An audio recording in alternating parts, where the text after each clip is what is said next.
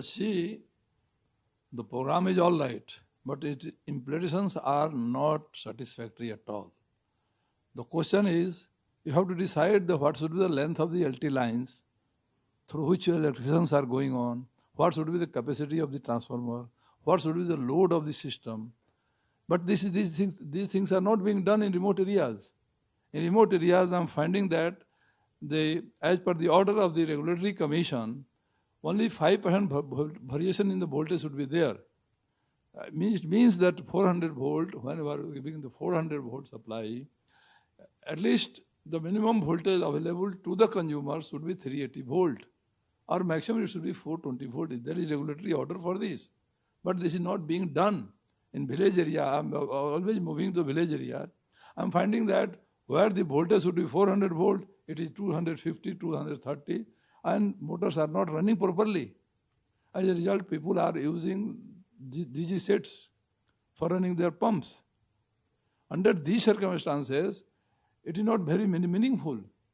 The total study should be made properly. What should be the length of 33 kV lines? What should be the length of 11 kV lines? What should be the length of the LT lines?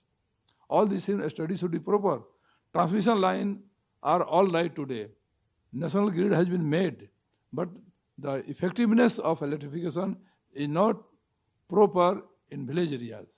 And as a result, people are not getting power at proper voltage, proper current, and they are not getting quality power. The quality power should be stressed upon. Unless power supplied is quality power at proper voltage, proper frequency, proper current, it's not going to be effective at all. These things are very, very important for our country.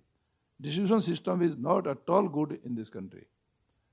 Sir, do you think there's some problem with the implementation? Because on paper, it looks like we are going fine. So even the Power Minister R.K. Singh has said, or Piyush Goyal has made recent comments that electrification process or the power structure in India in general is going pretty fine. So do you think it's different on paper and when you actually see the reality of it? And what's the problem in there? Do you think that implementation is wrong?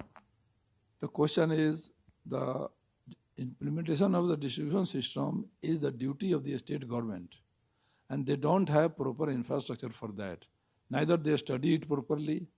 I have worked in the power sector 50 years, and it has not at all been satisfactory. Government of India is making the program, there is no problem.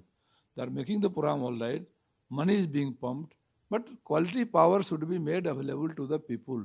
For that, adequate size of the conductor should be used, and for which the length of the 33 kV lines, 11 kV lines, LT lines should be defined properly after having a technical committee. Technical people are not being given any respect in this country. As a result, the power supply is not at all satisfactory. It is only for namesake. Go and check in the villages. People are not getting motor at their motor terminal proper voltage at all. There is regulatory order, but it is not being implemented properly. That is the major problem in this country.